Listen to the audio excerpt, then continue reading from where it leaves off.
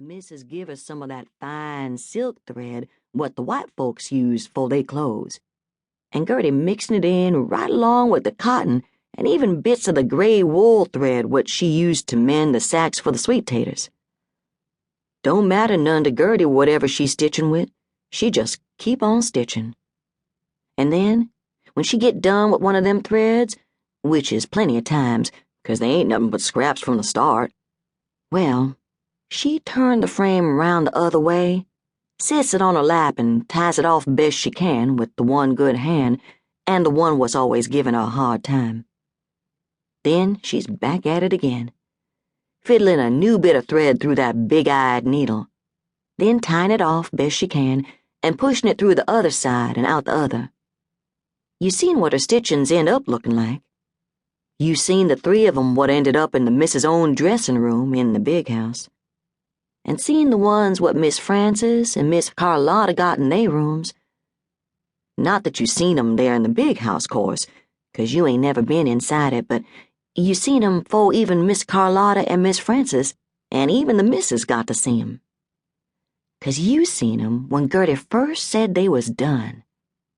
Like you was one of them poor old shepherds round Bethlehem that got to see the baby Jesus soon as he was born. 'Fore the three wise men even showed up.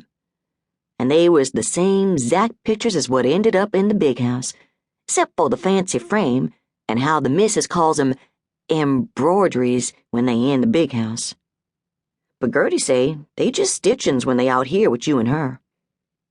You got plenty of questions about this particular stitching, and they bursting out from inside, same as always.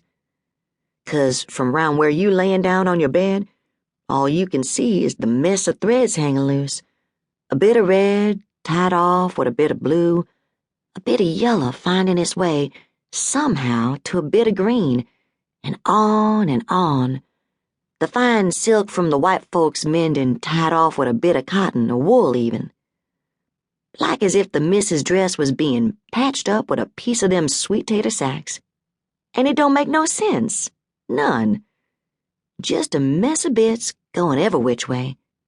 So you ask her, interrupting her humming, fiddling yourself on to one side and propping your head up with an elbow planted into the pillow. "How you know what you're doing, Gertie?" you ask. "Been at this for a long time," she says and starts a humming again. "Naw," you say. "I mean, how you know what you stitching when it don't look like nothing but a bunch of threads ain't got nothing to do with each other? All I can see is a whole bunch of scraps."